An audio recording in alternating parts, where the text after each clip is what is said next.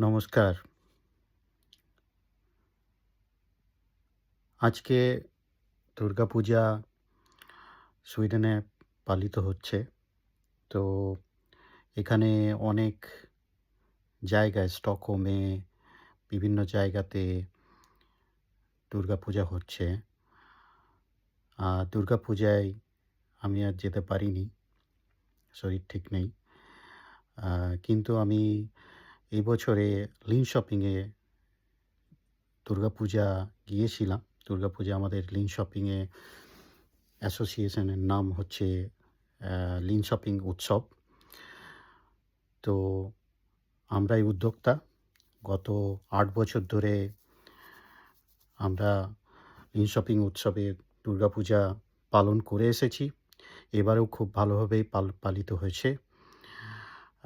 তো আমরা দুর্গাপূজা পালন করলাম ২৭ আর ২৮ তারিখে।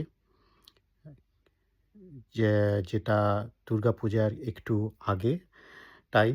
আমরা প্রতিবারই এভাবেই করি। কারণ তাতে কি হয়, সমস্ত লোকেরা সমস্ত দুর্গাপূজায় যাওয়ার সুযোগ পান। তো লিনশপিং স্টকহোম থেকে একটু দূরে। স্টকহোম থেকে কিছু লোকজন এসেছিলেন। বাইরের থেকেও আশেপাশের শহর থেকে, যেমন ওরেব্রো, তারপর নরশপিং, তারপর আরও সাউথ অফ সুইডেনের যেসব সিটিগুলো আছে সেখান থেকেও অনেক লোকজন এসেছিলেন।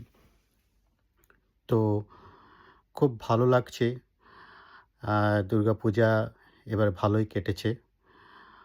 আর আপনাদের সবাইকে বিজয়া দশমীর শুভেচ্ছা ও অভিনন্দন।